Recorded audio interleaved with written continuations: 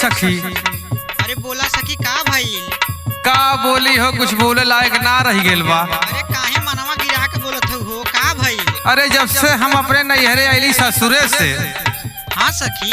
तब से हमार राजा जी जब फोन करी है ना, हाँ रोवलन हो। अच्छा ऐसन बात बा? सुना बतावत है। सुनावा सखी सुनावा। ए जापा से आईली सखी हम नैहरवा बलमुआ मोरा रोवेला हो कई के बोला।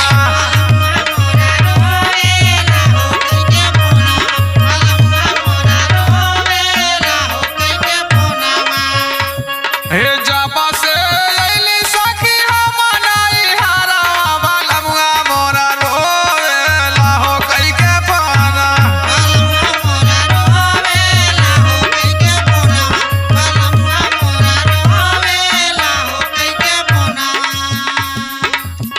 ए सखी सुना। हाँ सखी बतावा।